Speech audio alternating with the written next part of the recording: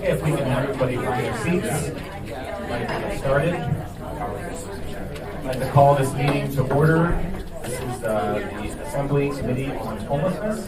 It is Wednesday, October 16th. We're starting a few minutes late. It's 11:02. And let's start by going around the table and doing introductions. Okay. Becky Wynn Pearson, Municipal Attorney. Dean Gates, Assembly Council.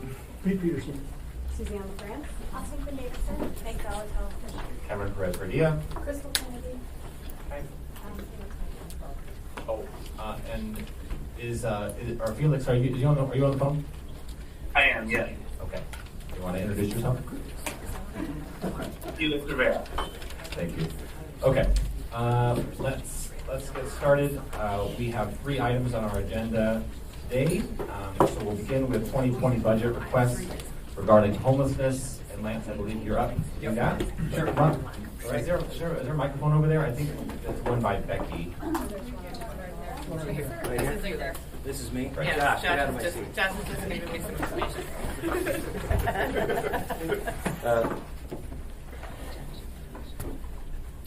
Good afternoon, Mr. Chairman. My name is Lance Wilbur. I'm the Director of the Office of Management and Budget, and I was just asked to come and share with the committee what is in the proposed 2020 budget that was submitted to the Assembly earlier this month that we'll be taking public hearing on next week. So as it relates to the 2020 budget, there are basically 3 pieces that are included in the 2020 budget that are targeting either entirely or indirectly related to homelessness. The first part is, and not in any particular order, is we've added some additional resources to the Anchorage Police Department for... Sorry. The audience. There you go. Is that better? Is that better? Is that better? No? So we added some money into the Anchorage Police Department for proposing 4 additional patrol officers that would be assigned to trail patrol. You know, that's something that's been of interest for quite a long time. So those will be resources that will be dedicated to the police department. There are some other additions in there. Also related to issues and concerns related to homelessness, we've made the park cleanup or the trail and camp cleanup that has been traditionally one-time expenses inside the Parks and Rec budget. We add money, then we take it out, and we add. The administration this year basically said, let's put it in, make it permanent, so there'll be 14 full-time seasonal positions at about $350,000 supporting the Parks Department. And then there are 2 or 3 other additional support issues. One of them is a $550,000 proposed funding for the mobile intervention team. That has been in the past as one time at about between $350,000 and $500,000. Last year it was about $500,000 in the 2. So the mobile intervention team resources, that funding will be split between the Anchorage Police Department and the Health Department. Most of it will probably be going to APD. While we have it shown in the budget in the Health Department, the way the resources are spent, we will probably make some slight adjustments, but we don't have any suggestions to change the amount. And then we have a $250,000 additional proposed amount in there for the Health Department to support shelter service. So it's identified when we propose the budget that it could be used for matching private resources, whether that be part of the initiative that was announced about a month ago where private nonprofits will be putting about $40 million over 5 years into the community. How much we as the municipality will be receiving that. That could be an opportunity for to support either that service or some other sheltering service. So that is identified in there. As far as the Health Department, we know that they, with the help of the Assembly and the administration and nonprofits at Brother Francis and Beans, we've made commitments and obligations to both entities. And so the money that they have in 2019 and the money that we have proposed in 2020, they will meet those contractual obligations for all the rest of this year. And since we're frankly going to start a little bit late, probably about the middle of November with, I think it's the Brother Francis contract, the amount of money that we had appropriated, we won't spend all of that, maybe $30,000 or $40,000. That will roll into 2020, so that will help support those services into 2020 as well. depending on when the contract starts and when that moves forward in 2020. So right now, the proposed budget, and we'll be refining it as the Assembly has conversations and then as we get to adoption at the end of November.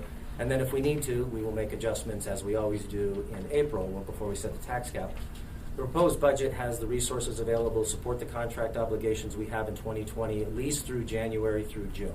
There are other additional resources we need for the second half of next year. We may have to look at those things depending on how much we spend in the first quarter. I think that's actually a pretty good approach because if we have different options for sheltering at this time next year, we can adjust at that time. So right now, the administration has proposed the resources that I think to fund all of the obligations we need at least through the first half of 2020. So, and obviously we'll be making some changes if we find them necessary. So, from a budget perspective, that's where we are. If you have particular questions or comments about the details of the contracts or the timing, I can try to answer those, but I would have to either find out or defer to Natasha or to Josh for Parks or for APD for the mobile intervention team. That's what I have. Thank you, Ryan. Do we have questions?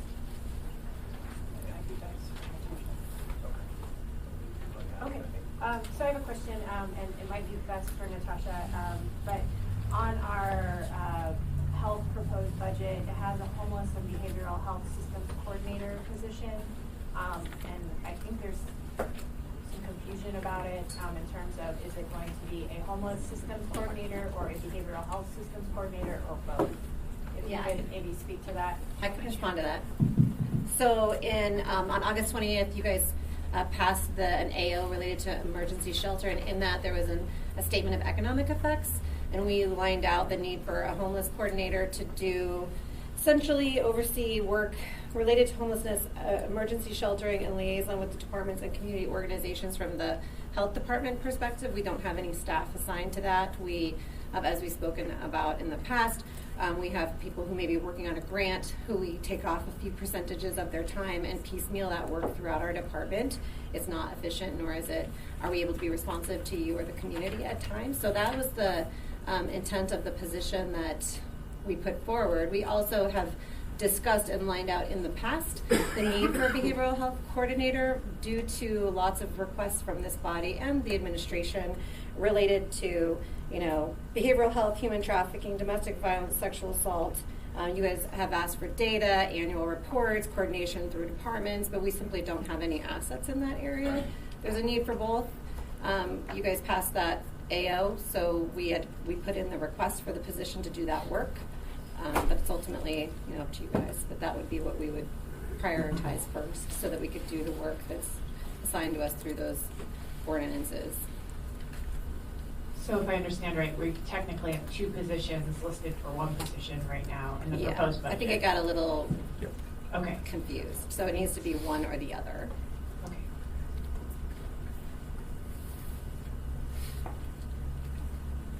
I have a question, and I'll wait to see if others come up. You had mentioned, Lance, that that the BFS contract, we didn't expend that, and that it's rolling over to the next year. Is that correct? No. Do you want me to answer it? Go Sorry. ahead. So the Beans contract was executed yesterday, and so because of that, it'll be about 30 days till it ramps up. We had projected costs for November 1st to the 15th, but we won't necessarily need that if the services don't start until the 15th. So there might be just a little bit, half of that total amount for that month that should be able to roll over to the next year to cover costs for that same contract. Okay, and I guess that's clear to me. Can you explain again where we are in terms of Brother Francis shelter and the funding that was used this year and what that looks like next year? Well, we paid them for the third quarter and fourth quarter of this year, Right. and based on what's in the budget, we plan on paying them for the first and second quarter of next year. All right, so that contract can continues forward into next Yeah. year. Right. Just to be really clear, the Brother Francis shelter contract, we appropriated all of the funds, even into next year, right? We put $400,000 into that contract. So let me, You wanna explain yeah, that? let me take a stab at it. Yeah, So that's one. the And difference these is one we didn't. our money is on a calendar year. That contract is in 2 separate calendar years. So in 19, we have money to support the expenses in 2019, and the part of the contract that goes into 2020, we have that in the first half. We have that in our proposed 2020 budget. Their contract timing is not on the same schedule as our budget timing. So we're taking Neither. part of money for 19 and part of money for We're talking about 2 contracts here. Okay. So we're talking about the contract to Brother Francis Shelter that's old, that we did in August or whenever that crisis happened. And I understand that we appropriated all the $400,000 for that at that time. And then the new contract for Beans, we've only appropriated half the funds, the $200,000 that runs through the end of the calendar year, and then they're in the budget for the next year. So I'm just clarifying that what did we actually do, because I believe we appropriated all of the funds for the Brother Francis Shelter contract.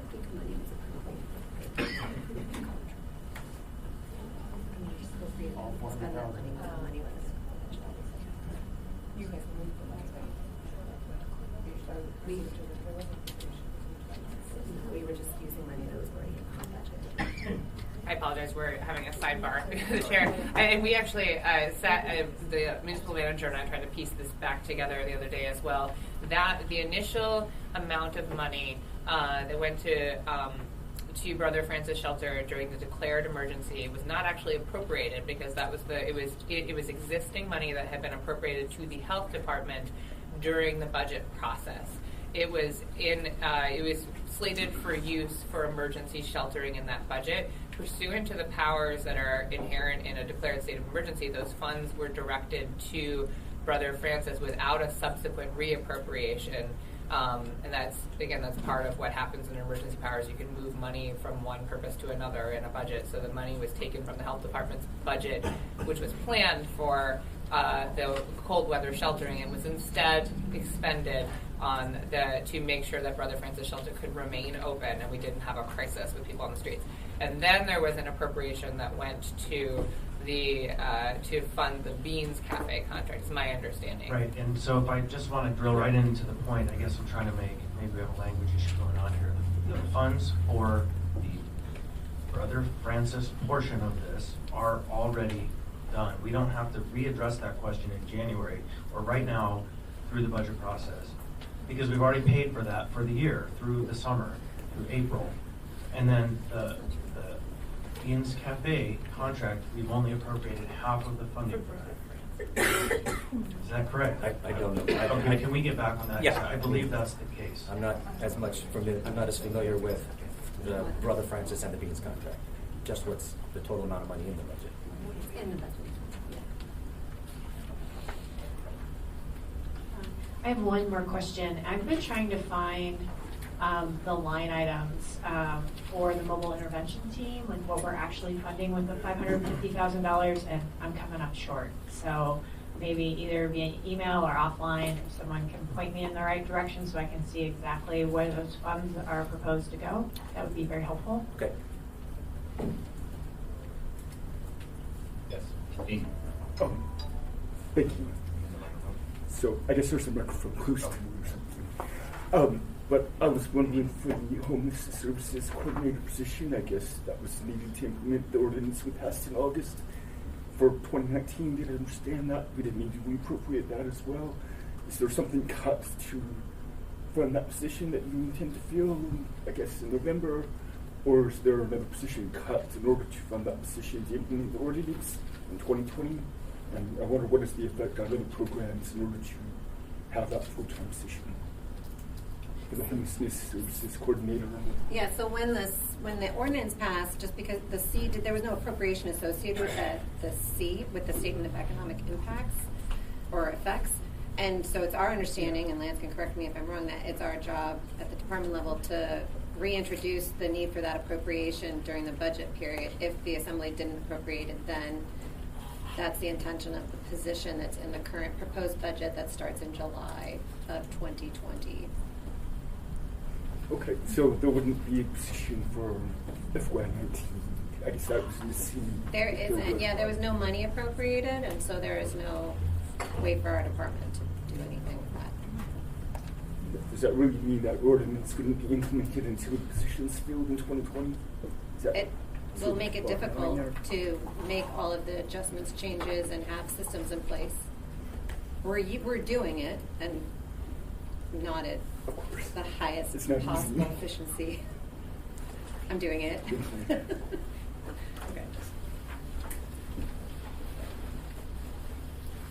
Just want to recognize Member Weddleton has joined us. Thank you. I have one additional question, but just want to make sure we create space before we move on for others to ask questions. It looks like there are none. The last question I have is my understanding was the source, and we're using the titles differently, and maybe this is part of the confusion. The homeless services coordinator is that Nancy's position? That's different. Okay. So what is Nancy's position? What is your title? I'm sorry. Housing and Homeless Services Coordinator. Housing and Homeless Services Coordinator. Okay.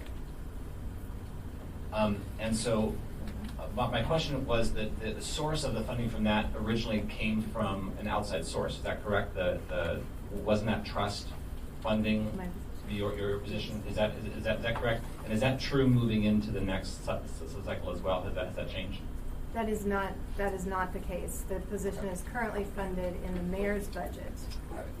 And then just for clarification, the position then goes away. Okay. It goes away This position. next year? At the end of the administration. At the end of the administration. Okay, good. That's kind of what I was just trying to understand. So when we're saying homeless coordinator, we're talking about within the health department. Yes. Okay, thanks. I was confused about that. All right. Any other questions around the budget before we move forward?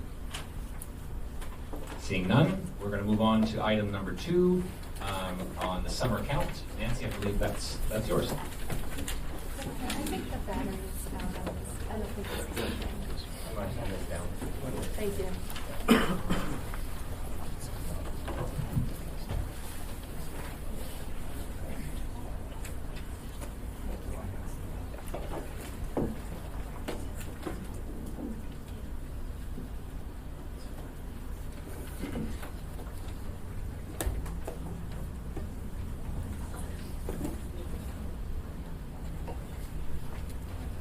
Thank you, Mr. Chair. Let's see if this is going to come up here.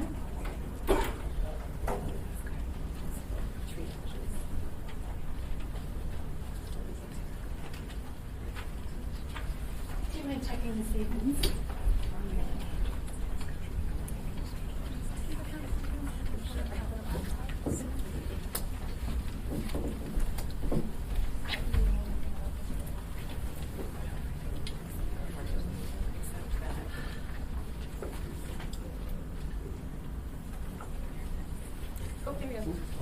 through there?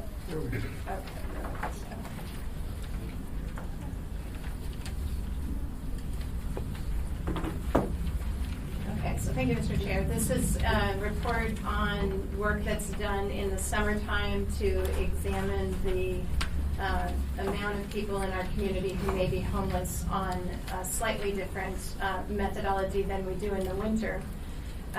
The procedure for this count takes 1 week. The third week of August has been the last 2 times. The first time we did it a little earlier in August. But taking the week and both canvassing the community for places where we've identified homeless camps in the community, as well as taking a census at locations that provide meals or offer shelter during this week in August. And this is important because the point in time count, which we're used to talking about in this committee, is a 1-day snapshot in January. And so as we all imagine, the populations look very different in January as opposed to summer. And so on that 1-day count in January, what we do capture is an idea of what's happening on that day and the level of people that we are not able to serve and move through our homeless services system.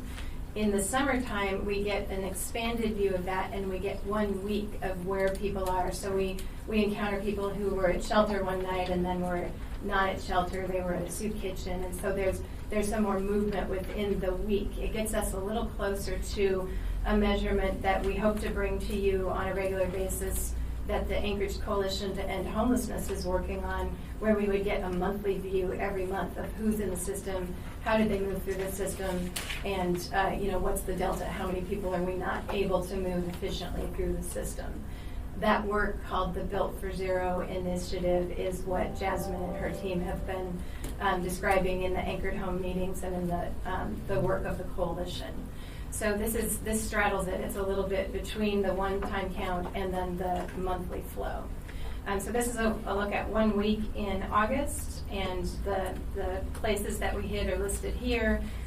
We count all of the shelter bed locations. This year, for the first time, one of the first times, the hotel stays that are being paid by some of the nonprofits are also in this, considered shelter. So the shelter numbers may look higher, but that's because we're using some other strategies besides shelter, and that's definitely a positive for the community.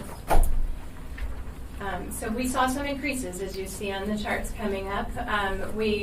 When asked why, this is something that has been discussed. The community has been, and the state are in an ongoing economic, crunch. There are people who are paying a lot more towards rent than than is helpful for them. Their rent burden is the phrase for that. There are a lot of people who are on the edge, and then so this summer saw a jolt to the system with the state budget crisis. And a reminder that this count happened the third week in August, which was before some of the funding that is used to help prevent people from becoming homeless was restored. So during this period of time, there were seniors who didn't have their senior allocation money. There were people with disabilities who didn't receive checks that were supplemental income. So this was a crunch period, if you will. And so we believe that fed into this. Other information tells us that the United Way's calls were up during this time. And frankly, we took a pretty fragile service system and we gave a shock to it that was hard for it to withstand, and we frightened a number of people. So we just saw a lot of concern and movement at this time.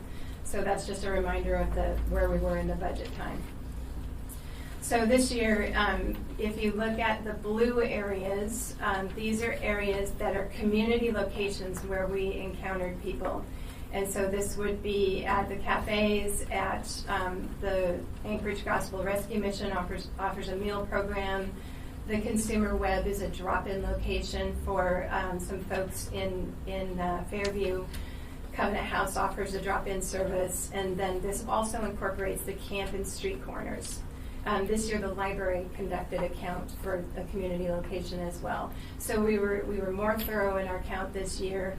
But we saw these numbers up from last year. The purple, the bottom column is purple, and that is the shelter locations. And so this would be all of the shelters that we had HMIS data for, but we were also able to capture the exact numbers from the shelters that don't submit HMIS data, and we grouped them together for this one view of shelters this year. I'll take it back. Thank you, Mr. Chair. Ms. Burke, so back in 2017, why was the blue section for food and community locations so high? Do you know offhand? What's interesting about this, and I have to say we don't know exactly why. We've actually improved the canvas that we've done over 2017, 18, and 19. The police do the community canvas of camps, and I really want to thank the cafes. Beans Cafe did a tremendous job this year. They offered a special barbecue, and gave people tickets so that we were very sure that we could get information from them. So that 2017 year, that's what it was. Those were the number of people that we saw out in the community, and the shelter numbers were lower. And so over these 3 years, we've improved this canvas and our procedures, and this is the pattern we see. I think what's interesting and what we've wanted to see is that more people are coming to service. more people are looking for shelter. Even though we have a number of people in camp saying that they would not, it is clear that more people are.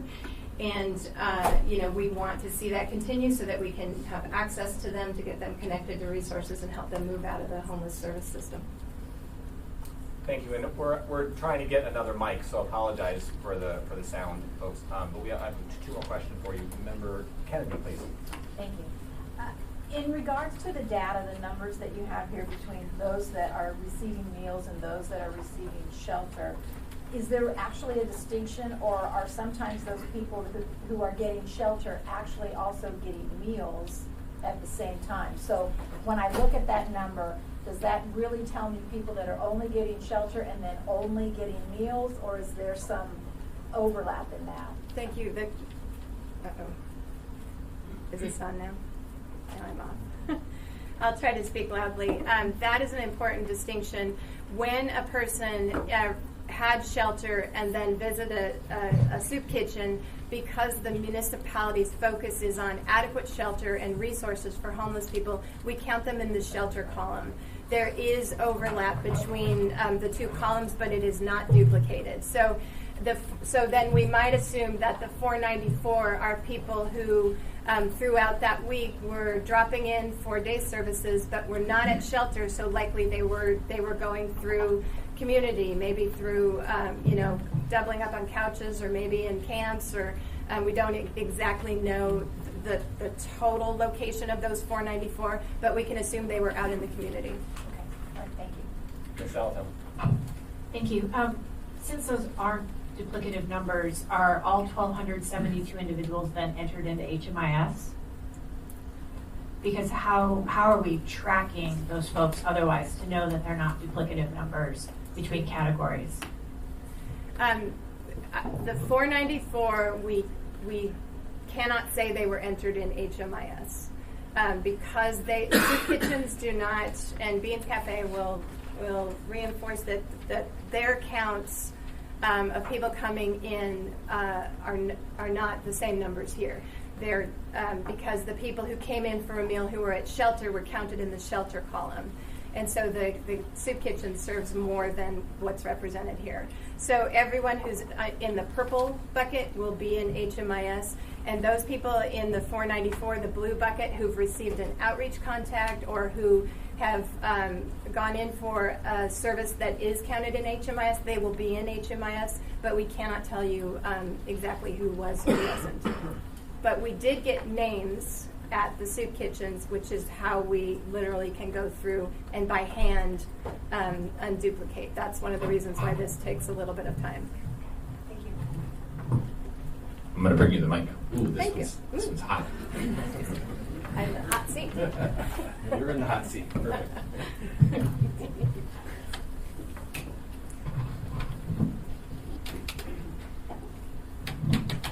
Was there another question? Nope, I think we're good. Okay. Continue, please. So then this is just a reminder that the summer and winter counts have their different mechanisms. I believe that both give us views of the capacity of the system. I believe that these numbers reinforce what the community has been representing, that they feel there's more people in the summer than there is in the winter, and in fact we've counted more people in the summer. So I think this reinforces the perception in the community.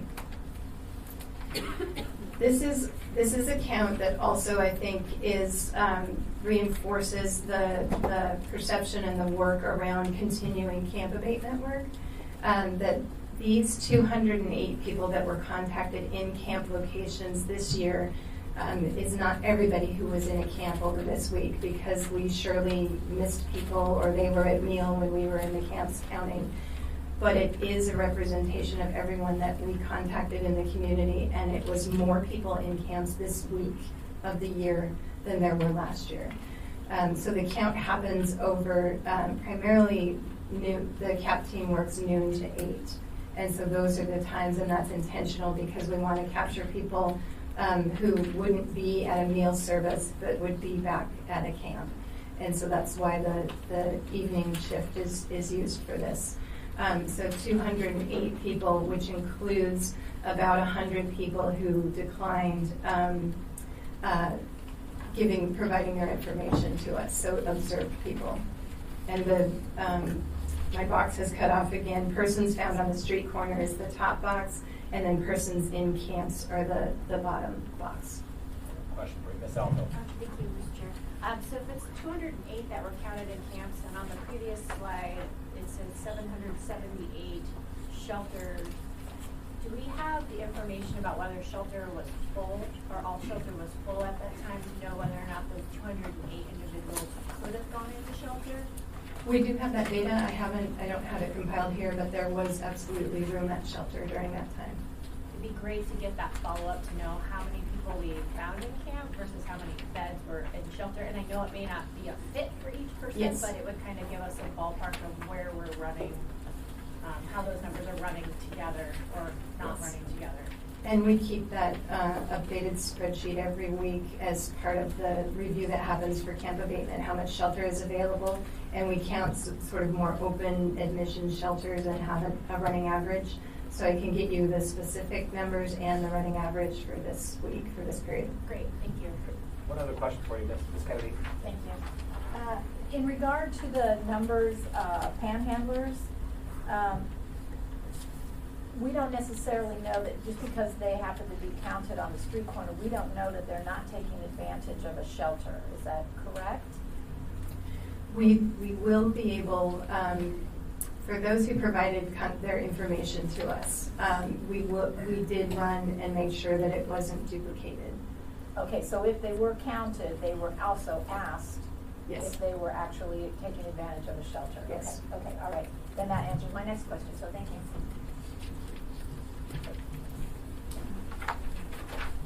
And then I've provided the winter point in time just for reference, with all the caveats about it's a different methodology, but, the populations, the numbers are, similar. And then the shelter numbers, the same increase of access to shelter in the second winter slide is, again, what we hope happens with providing, the incentive of connecting people to services, more housing programs coming online, so having the carrot for people to come in and get to locations where we can access them to get resources. And then the other side of it is the stick, using camp abatement to continue this movement. This year, we know that camp abatement moved people more quickly around the community, but we also see that it is accomplishing one part of what might be a policy goal going forward, is to move people out of the camp and get them to shelter. I have a question. Are there numbers that allow us to know how many people moved from a camp to a shelter? Do we have that?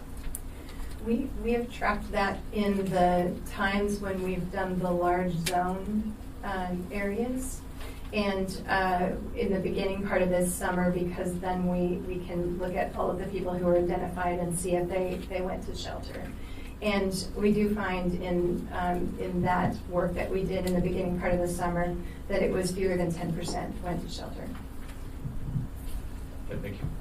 Can you say the last thing again? I missed it. It was fewer than 10% who went from those zone sites to shelter. Okay, looks like no additional questions. Thank you. Are you finished? That's my report. Okay, thank you. Actually, I have a few questions here for you. Let's start with Mr. Peterson, and with Mr. Wellington. Thank you, Mr. Chairman. And so, since we have been doing these counts for several years now, and we've been collecting the names of these individuals, thank you. Are we able to track how many have gone from camps to shelters into more permanent housing?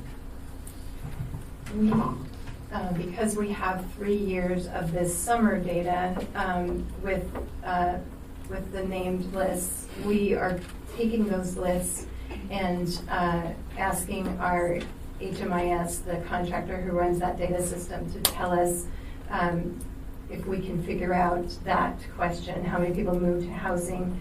But also, one of the data points I'm interested in is the saturation rate, if you will. How many of these people that we touch in this count have an outreach contact, because that gives us information about how our outreach is doing. And then we know, the next step forward is to make sure then that outreach is carried forward to an HMIS service provider, because some people are referred to non-HMIS service providers, so we can't always cleanly see their trajectory. We know they're here or they're not. It's not always a straight line then. Yes. Thank There's you. probably 3 different data systems that social service providers enter into in this work. Mr. Webb. Just a couple of thoughts. So on the one chart you showed, August had more people in the camps. I mean, that's a really nice August. It was dry. I mean, weather must have a big influence on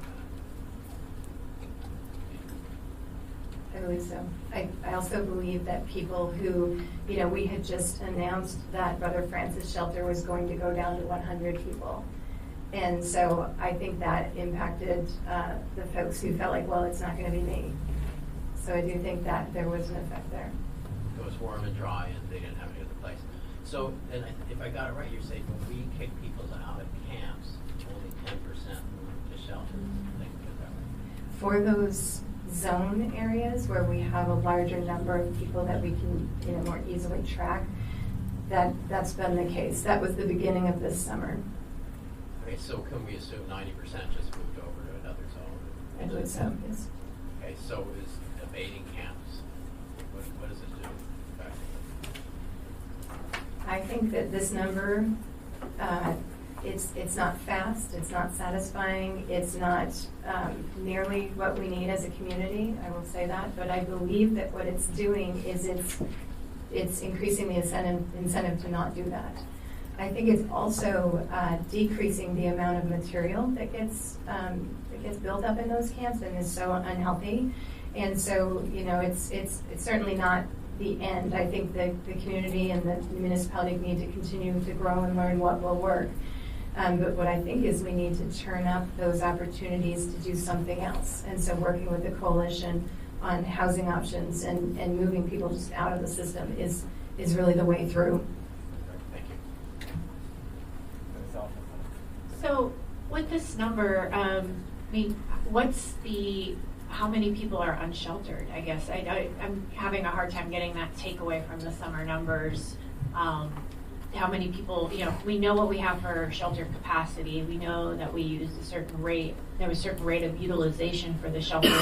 Then how many people will remain unsheltered even if we had taken capacity, of our shelters all the way to 100%? Why don't I do some work on that with the overlay of the shelter capacity? Because the thing we know from this slide is 778 people across that week touched shelter. 494 came to homeless services but didn't touch shelter. And I'm not saying we'll know definitely. There are a lot of people who walk around the community, and so they're not necessarily in a camp. There are lots of more people who we just see kind of on the street and staying there. So the camp versus other strategies, we need to build out more information about that. But why don't I work with that question a little bit more and bring it back to you? Thank you. Thank you. All this framing of around 10%, you said fewer than 10%, which could mean 1%, it could be 9%. But if we take 10% or even 8% as a benchmark, every time we evaded people all through the summer, that's actually not a bad number. And I would like us to contemplate the value of that intervention, because if we did 10 abatements, 10% of those people each time were moving towards shelter, and then at that shelter intervention, even just 1 or 2 of them were availing themselves of a permanent option that's provided to them. That's the way the progress is being made. I mean, there were times in the summer I heard we housed 20 people permanently this month. A 20-person month, although some people might think that's nothing. It's a waste of your time. You're doing nothing. That's fun. That's a lot of people getting off the street. And that's how we're going to make our progress, one bite at a time. So, well, sure, I would love to hear 50% of the people abatements went into the shelter and then 50% of those went into housing right away. I'm not willing to concede that 10% is actually a loss or a negation or negative. I think it's actually a gain. Yes, Mr. Webb. All right, thanks. So the blue here, we can't assume they're unsheltered. That could be people who have a place to stay, but they got a free meal. We did ask the soup locations, the service locations who are familiar with their population to make a call for us to help us know if someone was housed or unhoused. And so we believe the majority of these are unhoused people. I have one more question.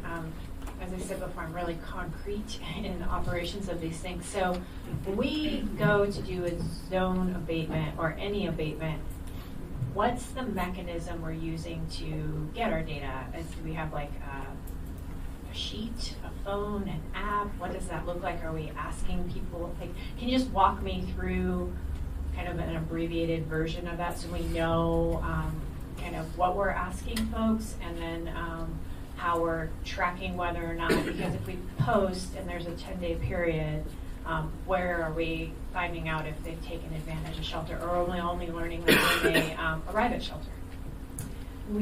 There is a process. Let's see.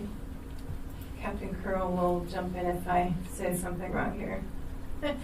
So the police go out. The policy has been to line up police outreach in Parks and Recreation for the last 2 years. And so, it's determined where the notifications will go. The police go out and they visit the camp. They either find people or they don't find people, but they place a notice on the tent and they physically mark the tent with the date so that then people can know which exact structures have received notice, so that we understand how to handle the notification and the property if needed. And then the outreach team then has that schedule and they go and visit those sites at least one time. Some week, because of other demands, it's been 1, but other times we had 8 visits when it was a larger area. And they either find or don't find people, and they enter that information into an outreach contact in the homeless management information system. And we track how many of those visits they made. And then at the end of the abatement, the Parks and Recreation crew shows up and they either find or don't find people there any longer because sometimes they've moved on. And so at each of those intervention points, the police ask, would you like to provide your information so we can get you connected to services? The person says yes or no. The outreach people make the outreach contact. The person says yes or no. Parks and Rec has the mobile intervention team card. Would you like to contact these? So we use each of these steps of the process as an intervention point for the outreach services. So we don't necessarily take and enter in people's information on the spot. I went on one posting and cards were certainly handed out, and people were referred to the Mountain View Library on a Thursday. I think it was earlier in the week. But no one was tracking those individuals that we came in contact with in terms of their name or their information. So I'm kind of curious, like, if we make an HMIS contact, is that, and you say you put it in as a contact with the folks at that camp, are we actually entering their names and information, or noting if they already are in the database that that's where they were? So that's where that's happening, and then Parks and Rec give an MIT card, and so then if someone follows up back to MIT, they'll enter in the data. Yes, all contacts to MIT go into the HMIS program. Okay, thank you. Can you describe for me the outreach team? Who's on the outreach team and what do they do? The mobile intervention team has a clinical position and a social services coordinator, and then there is a contract with a nonprofit. And we do this to have the nonprofit is the HMIS entity, really. And so the mobile intervention team sets up a schedule based on what they understand is happening with the camp abatement process, and then based on a regular rotation, every 2 weeks, they made a rotation of the entire bowl of Anchorage, including checking Eagle River and checking in with Girdwood. And the goal is to connect those agencies that don't necessarily go out into camps, but to bring live referrals and warm handoffs to those organizations. So there's about 9 of those groups. who would connect with those outreach workers. Some of them do go out into camps like Choices, Covenant House, the Veterans Administration, and others do not. They just are ready for a referral when someone comes up who fits their service mode. So they're kind of air traffic control. So when we find somebody, the social service coordinator and CAP get them to the right entity or to our nonprofit partner who does the outreach. And of these three levels, the police, then the outreach team, then Parks and Rec, the only group that's actually, are they entering into HIMS on site at that moment in that outreach team, or are they collecting that information when you get back? Is there, as described before, is there an iPad or some way that they're collecting that information on site? That's a goal, to have HMS on an iPad, but it's not. It's a desk entry, so the person comes back and enters into HMIS. So they're physically writing notes while they're talking to people. We've talked a little bit about an interface program called Vertical Change that is mobile and is where the information gets loaded and then it gets transferred over into HMIS. Thank you. Any additional questions on this item before we move on? Okay, thank you very much. Thank you. I think our last item on the business agenda is an update on current abatement practice and plan for winter.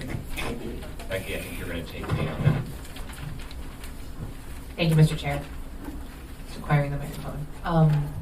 So as an initial matter, kind of why am I giving this presentation? I don't have a PowerPoint today, unfortunately, and I am relaying this presentation on behalf of our multidisciplinary team that does work on camp abatement. Because everyone knows, camp abatement is a multifunctional task which is taken on by a combination of Nancy's team, the mobile intervention team, APD, Parks and Rec, and with input from legal at every step of the way.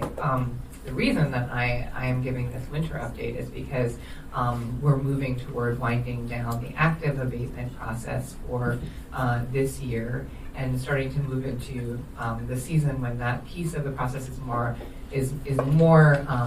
is toned down, and into a time when I think is actually a good time to look at the law around how we deal with camps and the process of how we deal with camps, and to focus our resources on trying to think about whether there are changes, what we've learned from the past season, and whether we might want to make any changes going into the next season. I think it's enormously challenging when the code or when the process shifts in the middle of the summer season. And the winter is a great time in which to consider those changes, any desired changes, and then be able to build that up into the process going into the summer. But in terms of the concrete update, what is happening with abatement at this point, what will happen over the next few months? We are at the point of the year when the most active abatement season winds down. That happens for three reasons. One is a change in conditions.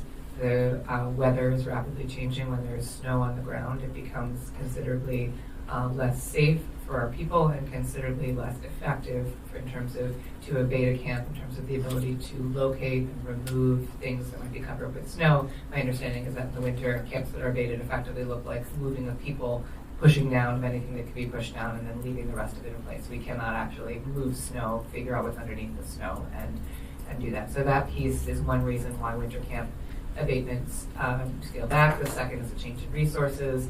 The folks who've been engaged for the summer season to do the actual work of camp abatement for Parks and Rec are about to finish their season, right? So they will not, we don't actually have the people in the winter to continue the abatement program at the level that it's done in the summer. And then the third reason is a lack of alternative shelter beds. At this point, shelters are full. That won't necessarily be the case once the overflow shelter contract with Beans Cafe kicks in and we have those available overflow shelter beds. But we have both legal and practical sort of humanitarian concerns about continuing to abate camps when there is literally nowhere inside anywhere for anyone to go. And so what we do continue to do in the winter is abatement in certain circumstances, known criminal activity. Clearly those camps, if there's known criminal activity in a camp, then the police will continue to take that on. And other camps that become high-level public safety concerns. I understand there were a few last winter that ended up being abated even in the middle of the winter because there were some larger public safety concerns. So what is the team doing during this time with the additional bandwidth that's created by not being in full camp abatement mode? And we are using this space to review the current process and to recommend some process and code tweaks. So we're going to be convening the group to do some comprehensive debrief on what happened this past summer, what went well, what didn't go well, what should change next year, whether the law needs to change in any way to make it easier to do the things that worked well this summer. And we intend to come back next month to this body, assuming you'd like us to, with a comprehensive report from that on what happened during this last abatement season. Again, what went well, what went poorly, what do we recommend changing. We're talking about some tweaks already that are things we'd like to get a better handle on. On that list of things that we are considering for next year is a strike team. So overlaying right now, we have this system that worked very well this summer of zone-based abatement, and resources were dedicated to a scheduled, planned progression across the municipality of zones that were charted out and mapped. What was then missing was the ability to move nimbly when there was a particular camp that popped up that was a public safety hazard or was in a particularly challenging location. And so we've been talking about restructuring personnel to allow both the strike team and the steady progress of the zone-based abatement team. We talked about delineating clear criteria, making public clear criteria for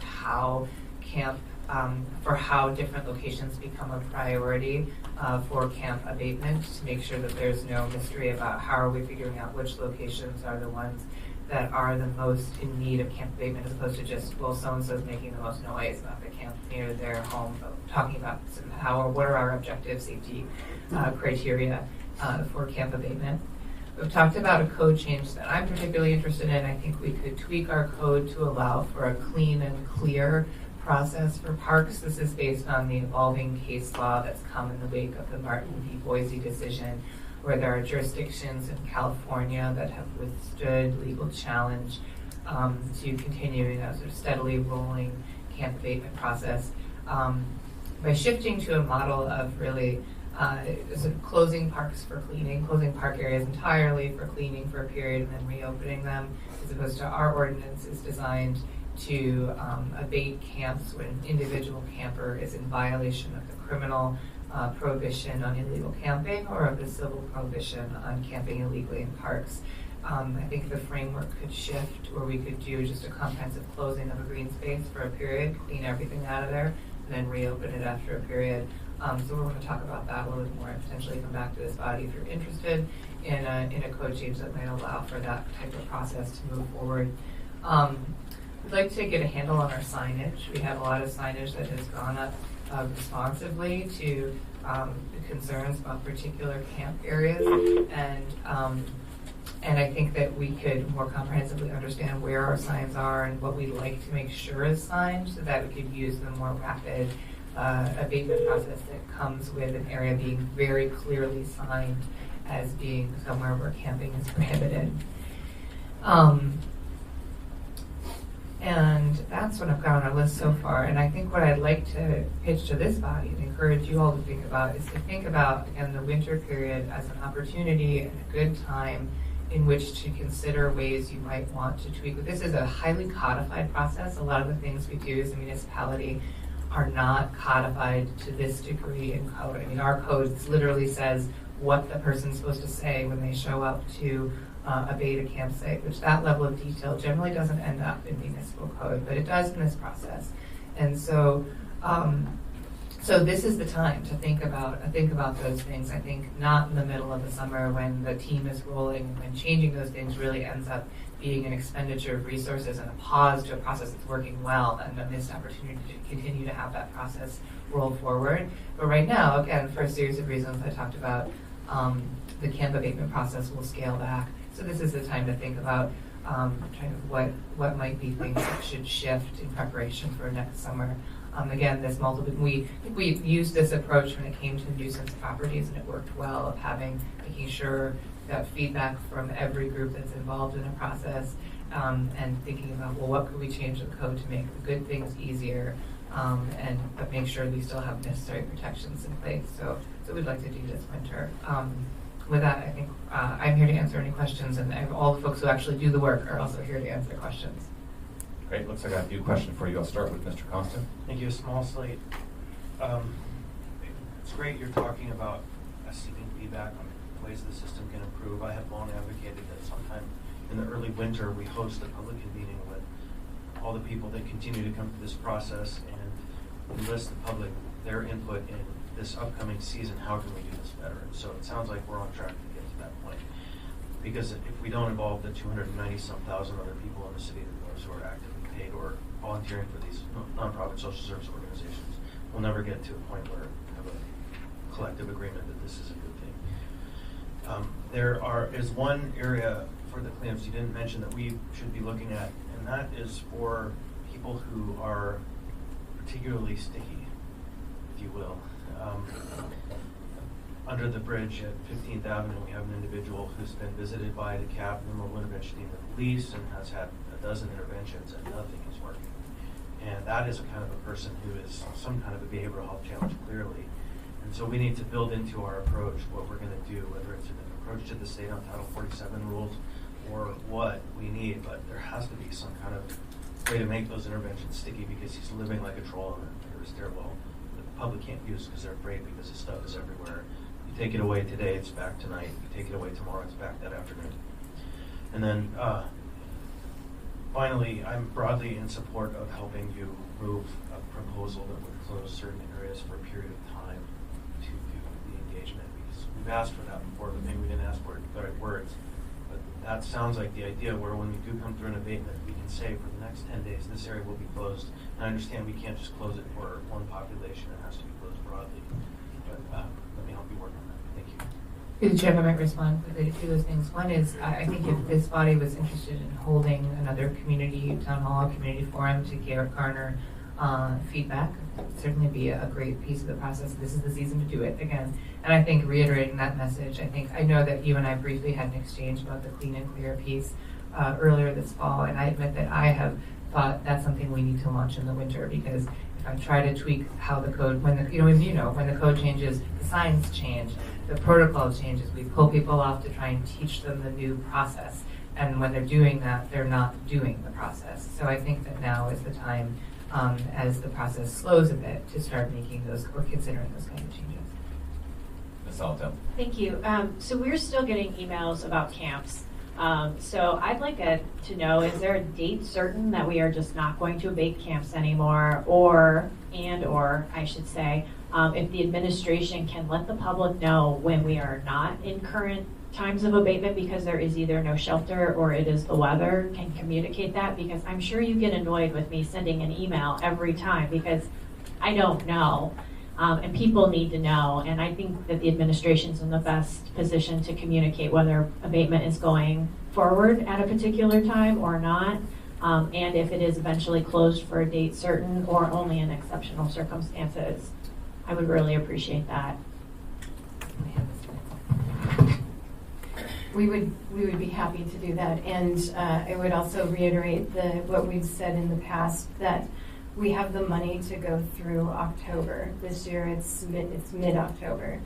And tied to that is it's been 28, 26, and there is no space at shelter right now. So That's great. You have that information, please share it, because I don't have that information, so please share it. thank you. Mr. Weddleton. Well, it gets us into the thing we hit every winter, and that's the campers know that there's no abatement, so they build bigger and bigger camps, and you go from a kind of temporary camp to a homestead, and they got their wood stoves and their propane tanks, and these get worse than ever, and it's not good for the city. So is there no criteria? So someone could build a two-story structure with the windows and the stove, and they're A-okay until March? Through the chair, at this point, our team, my understanding is our team looks at whether or not the camp is having an active public safety impact, not necessarily, and I think, how large it is and whether there's something that we know is causing fires might be part of that. But at this point, it's sort of a weighed process of considering what's going on in a specific camp. I could put that on the list too. I mean, I do think potentially as we talk about what are our criteria for prioritizing areas for zone abatement in the summer, perhaps another thing is making more clear what our criteria are for considering something a safety hazard in the winter. But I think there's always going to be some gray area because it's about kind of a knowledge of whether or not something really is starting to be serious. Your core concern is a reality. I mean, I think in the winter, it is true that we scale back our abatement process, and it is true that people who tend to live through the winter outside do build up their structures to a larger degree to try and fortify themselves against the winter. So. Yes, Ms. Kennedy. Thank you. Kind of just following through with that. My question is in regard to people reporting those campsites. So I'm assuming that the process is still the same. People should still continue to report. Do they need to add another element to that? Do they need to say, hey, we're seeing criminal activity or a big stash of goods here? Or, I mean, what really triggers then somebody to go out and look at a camp in the winter to decide whether or not there needs to be some kind of actual action on that particular camp? The Anchorage Police Department reviews the camps that have come in, and those comments are helpful. And I think there goes that. Oh, I think that's one of the challenges is the number of camp reports coming in, and verifying information, or if a person didn't put in information, trying to see like what's the nature of that camp. That's an area where we struggle. We don't have enough people to canvass all the reports that come in, but we do look at them. We have them color-coded on the maps now for last 7 days, or last 10 days or fewer, 10 to 30 days, so that we know like what's a new camp, what's been there for a while, and that's helping us organize the prioritization meetings. But those comments that are in the map are very helpful from the community. Mr. Thompson. Just keeping Ms. Alto said and what Ms. Kennedy said, it might be wise to put a little update on the notification website about the status of the abatement process so that people have measured expectations when they even go to report. And then maybe a statement that says why it's valuable to keep reporting even though the facts are not helpful to getting immediate response. But if we can amend that language that comes up when that report is made, it might help us to stave off some kind of anger. Yeah, good point. Thank you. I just have a couple of items, and then before we move on to the discussion, I want to give an opportunity for Jasmine to come forward and share a bit of information. But I think there is great interest in having, it's exciting to hear that you're having a reflective conversation about abatement and what has worked and what hasn't, and coming back to this body and having some discussion within this body around that as well, and then going out into the public and having a larger conversation about what's working and what's not. And I'm excited about that. I would like to. There seems to be a fair amount of information in code. There seems to be some internal sort of guidelines and processes in terms of how we do it, when we do it, who we do it with, what we say when we're there, all of that sort of thing. And I'm wondering if there's a way to pull that information together so we have sort of the materials and the documents and the pieces that really shape our abatement strategy and process, so that we can have a sense of what that is. So when we do have those conversations, we're not just basing it off of our sort of impressions, but here's what the process looks like now, and who's involved and when we do it and how we do it, et cetera. So if we were to change any of that, we would be basing it off of the materials that we have now. Is that possible? Is most of that in writing somewhere that we would be able to pull it all together? And we were just having an aside that maybe next month that would be the place to start. Here's what happened, here's exactly the process, and we can provide more in writing, but do a simplified PowerPoint that shows it. Yeah, and I guess I'm also really curious about the partner organizations that you mentioned and being part of it, and their sort of perception about what's working and what's not, and organizations that prefer to go out and organizations that don't, and all of that detail you shared. I think that would give us a really good basis to have a thoughtful conversation, as well as the data that we've been talking about using that as a basis for what's working and what's not. Because I think one of the challenges that I continue to hear is, if abatement, if part of the strategy is to move people into housing, into shelter, into treatment, into something else that would really benefit them, then is that working? And if so, why is it working? And so, anyway, I think some of that information would be helpful. Do you have a comment before we move on? Yeah, I just want to add on to that. So if you're kind of keeping a list of all the things we want to know, I had sent an email last Thursday that asked for things, and I'm sure you have it, but I'll just tell you what they are too. Number of unique and repeat contacts with individuals experiencing homelessness, results of those contacts, number of MIT staff and job descriptions, including qualifications, and documented contacts with service providers to coordinate outreach services from the window when a camp is reported through the abatement and cleanup, and a flow chart of how MIT is supposed to work or how it operationally works. So those are some of the core gaps in my knowledge, or at least things I would like to have so I can refer back to them a lot. So I would really appreciate that being added to the list. Yes. Mr. Chair, the processes around the camp abatement work and the municipal processes, and then this outreach are really two large bodies of work. And maybe we could phase these. We can have, I know that these are budget inquiry, probably related to consideration of the budget, but maybe we could phase these so that we take chunks at a time.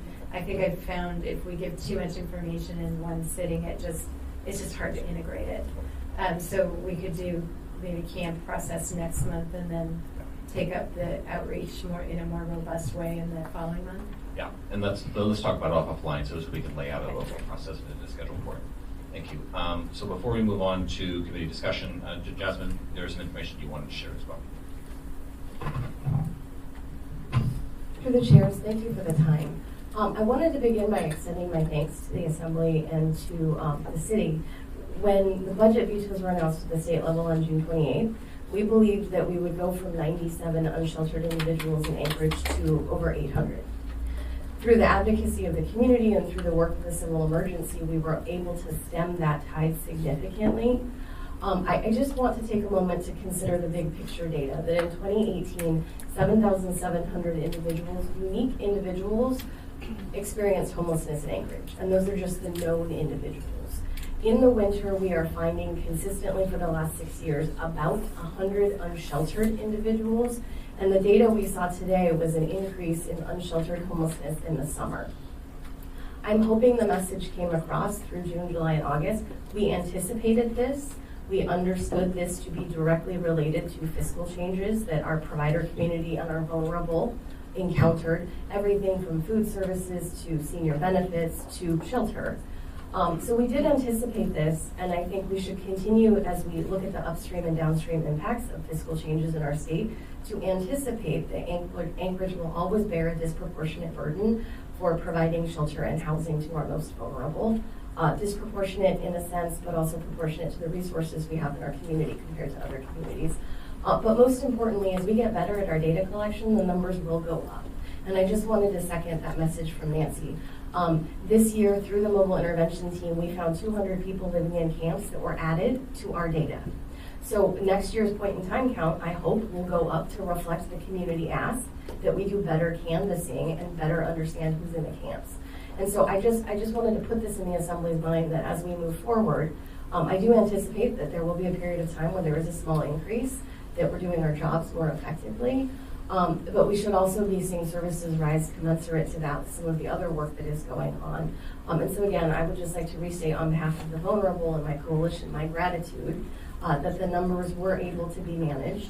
And also call to everyone's consideration that if you look at this, we also saw a pretty significant increase, considering the N, a significant increase in shelter utilization and day shelter utilization at a time where our day shelter services were cut. So I do think that while the totality of the numbers go up, an important dimension is more people were using services that we have less of. And I think that too is a sign of the changes that we're experiencing as a community. Thank you very much. Okay, now we're moving on to committee discussion. Do committee members have items they'd like to bring up or questions they'd like to ask. Yes, Mr. Peterson. Thank you, Mr. Chairman. May we ask these people to stay? They need to hear what some of our questions may be. Sure. Well, my question is, and this is the first time I've heard about the code change for the clean and clear of the parks. And my initial reaction, if we're going to be closing a park for, I don't know, 8 or 10 days to clean it, or that sounds like an awful long time.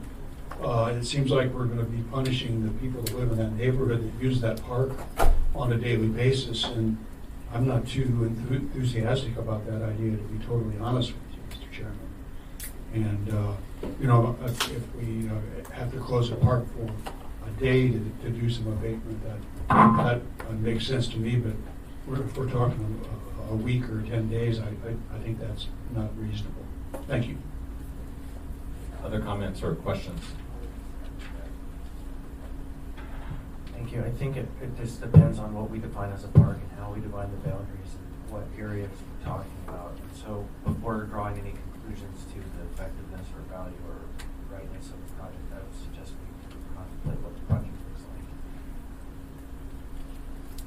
Yes. Becky. It might be good for me to weigh in. I think that Mr. Consta has exactly right. I think that the devil is in the details with this kind of idea. So I'd like to try and do some thinking and get some feedback and then potentially put some language down.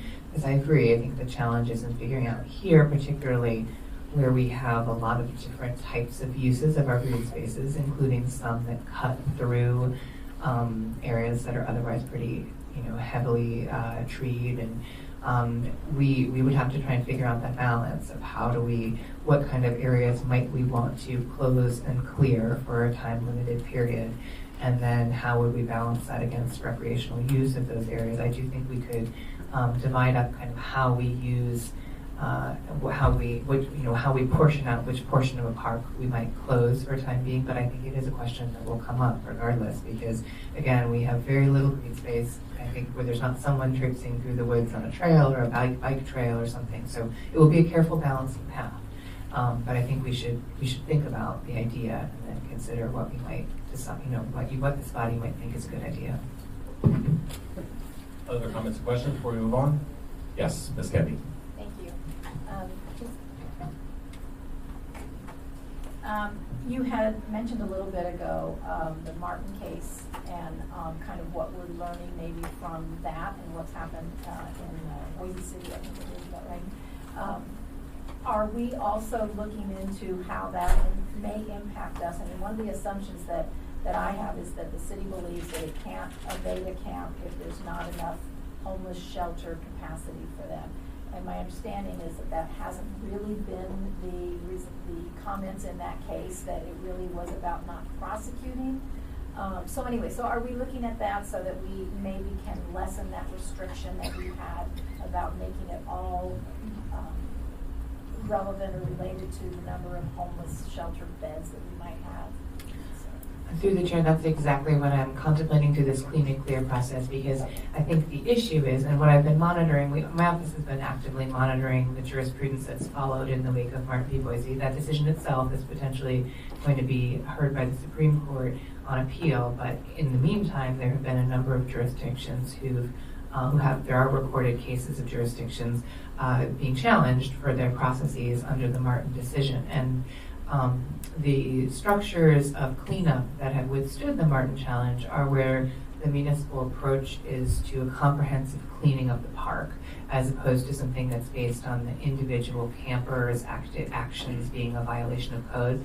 And the challenge is our current code is drafted to, the abatement process is triggered by an individual camper's criminal or civil violation. It's not about the cleanup of a park unit as a whole. So I think that we should look at that and figure out, that's what I'm suggesting that we do, is look at the code and think about how we might restructure or provide an option to do just park cleanup. That is, again, by closing an area, cleaning it out, and then for a period of time and then reopening it, as opposed to our current code contemplates abatement of individual illegal camps. So I think that change in legal structure is important. That's what the case law is telling me from what's happened since the Martin v. Boise decision. Thank you. John, will you pass the microphone down? So I think we're going to move on now to audience participation. Just a sense of time. Can those of you who are interested in speaking, can you raise your hand so I can get a sense of the number of people? Okay. So I think we have about 15 minutes. I think we'll have enough time for you to speak, and maybe one or two others. So let's just do first come, first serve if you want to come up. And if you could share your name, please, for the record, and you'll have 3 minutes to speak. My name is Linda Chase, and I'm chair of the Citizen Coalition to Protect Our Public Spaces. And I want to thank the Anchorage Assembly for some of these questions that you have been asking, which have not been given, or been given in a way that doesn't make sense. And it finds it also very curious about the budget questions, not knowing where the $400,000 is going to win or whatever. I find this greatly disturbing. But the thing that we're talking about here today is abatement. It's a joke. It's a total joke. And I can tell you right now, the citizens of this community are not going to agree with this process. Oh, now we need to have 3 or 4 months for us to figure out what to do. Come on, people. I've been coming to these meetings for 3.5 years, and we should have been able to come up with something. However, one of the major problems, Nancy, is that the community is not invited. Now, I have to make an exception as far as Jasmine Bowles is concerned. She is someone who is transparent, who really is working to communicate with the public. She's the hope.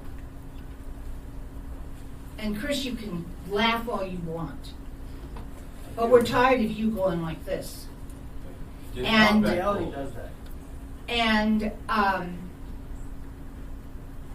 when we clean up a camp, and I say we, because I feel that Parks and Rec is not the right entity to be doing something like this, we need to have a contractor with the city who can handle all of these aspects.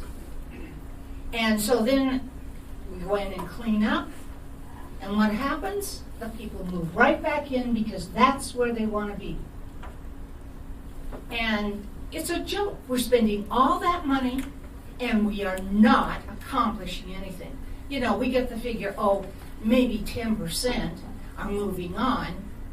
And then, Chris, you pointed out, well, it could be 1% or it could be 9%. I don't believe it's 10% because I have not trusted this administration.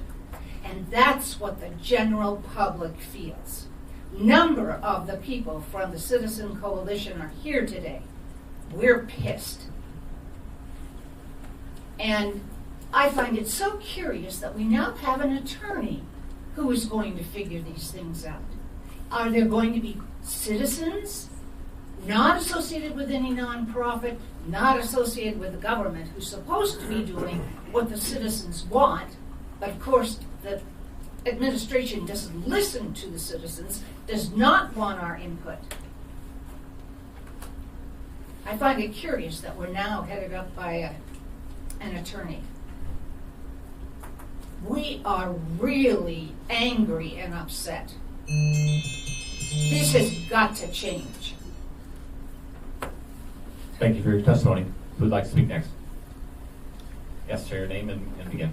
My name is Rose Hubbard, and I'm with the Anchorage Communal Homeless Village Project. And I wanted to say, last week I was invited to participate at the Seed Lab in conjunction with the museum. And they put on this awesome, great event that was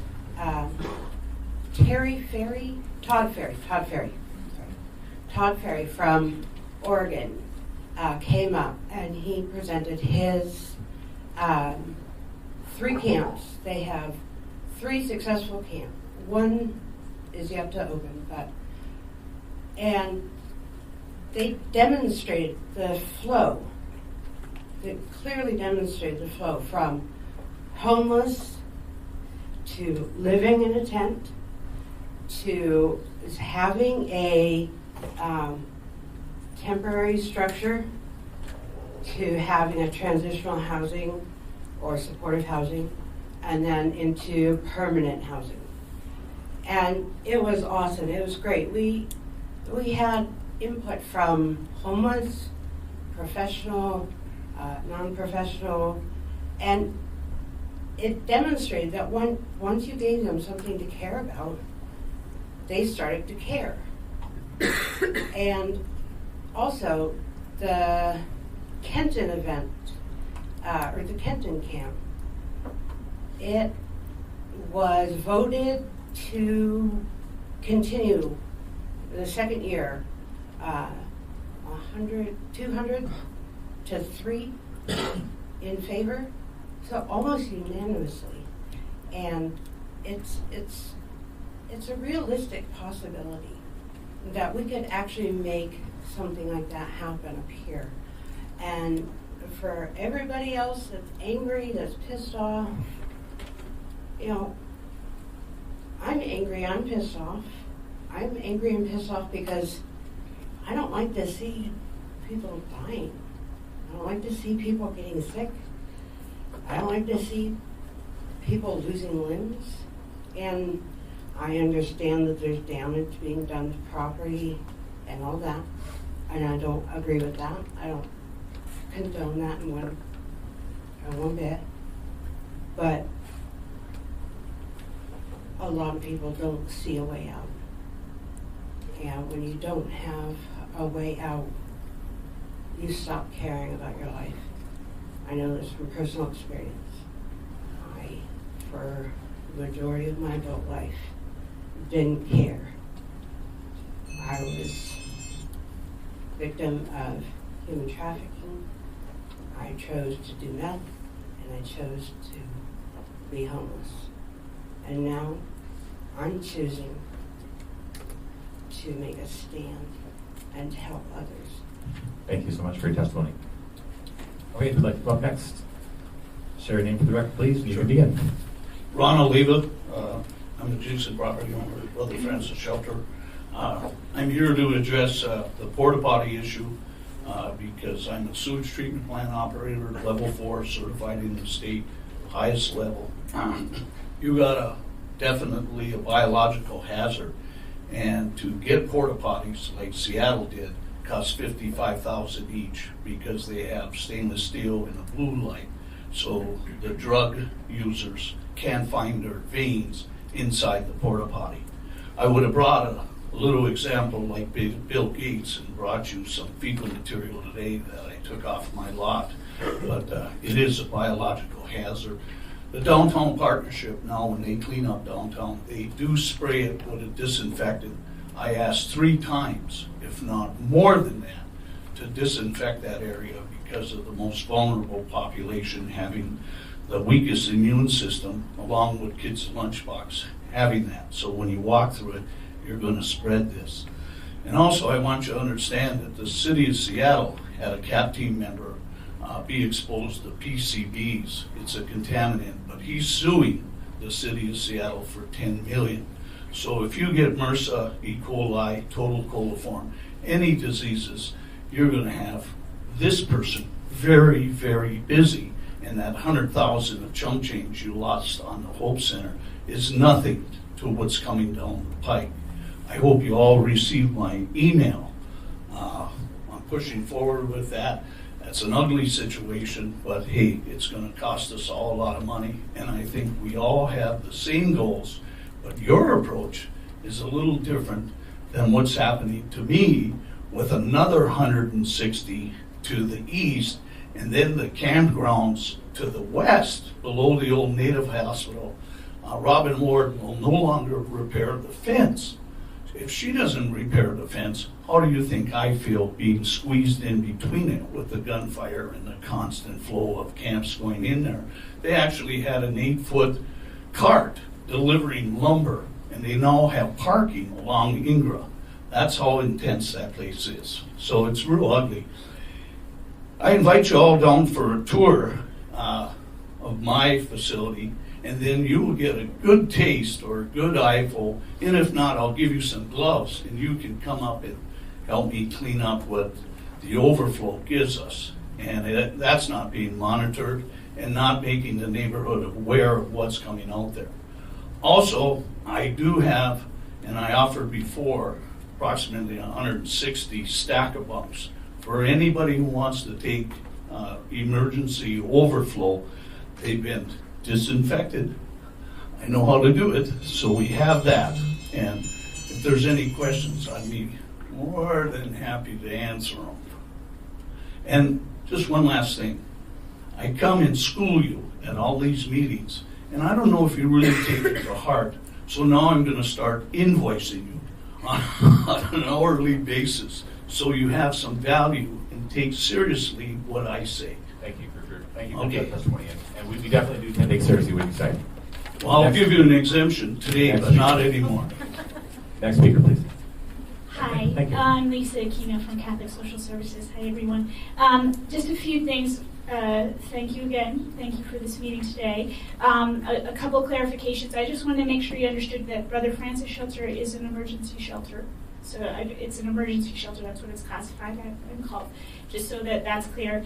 I also wanted to just let you know about some of the numbers. So Brother Francis Shelter started being at capacity the week of September the 6th, I believe. And then when the permanent fund came out, we're not at capacity anymore. That often people find other places to live. When they have some funds, they can go somewhere else. But this week we are back at capacity. So just so you understand sort of the timing, that's pretty fast. And then last, just to say, I sent a note. I'm also inviting you down to Brother Francis Shelter. I sent a note to the clerk, but my board would really appreciate having discussions with you and to share where we're coming from and to really hear where you all are coming from. So we'd love the discussion, and thanks. Thanks. Actually, we have one question for you real quick. Mr. Johnson. Sure. I don't need an answer today, but a number of us have been on tours outside of Anchorage, outside of Alaska, of shelter facilities across the country, and have found in some places they're successfully able to operate shelters that don't outside feel like crisis is going on. Yeah. And so I'm wondering if you have spent time investigating other operations, how they're able to achieve that from your perspective, and maybe you could at some time in the future come back to us with some ideas on how that could be achieved. Sure. I mean, and I can say generally, I visit every time I leave the state. I visit a shelter. That's part of my job, and I like it. I learn a lot, and I think if you come in Brother Francis Shelter, I hope that we do feel it's a safe environment inside, and I invite you to come inside. And I know, almost every other example I can think of, a lot of it has to do with funding and outside. And just to say that I haven't found a single example of a low barrier shelter across the country. It's not largely funded by the government. Brother Francis Shelter is the only one. But I'll look into it because there might be other things, and we'd love to explore how we can do better. Thank you very much for your testimony. Share your name, please, and you can begin. Kaylin Saxton. For more than 20 years, I've worked with families that have been looking for housing. It still continues to be a problem, but I'm greatly encouraged by the work of the Anchor Homes project and all the people involved. And I want to say thank you for the Assembly Homeless meeting on Friday 2 weeks ago, where a lot of questions were asked and answered, and the Assembly meeting on Tuesday night, where a lot of questions were asked and answered, and this meeting. And I would like to speak for a day shelter downtown. Is that 3 minutes? Sorry, it wasn't 3 minutes. I was off. But you have another one more minute. Okay. I understand there are groups looking at trying to find a place and find funding. And I know that it's one of the things that would make it better for people who are outside and for our community. Day shelter downtown. Thank you. Thank you for your testimony. And unfortunately, we're at our end, and most of the members have to move to another meeting. If you have comments and you'd like to speak with me, I'll be here for a little while after, so you can come up and speak to me. Thank you all for coming today. I really appreciate all the comments. This meeting is adjourned.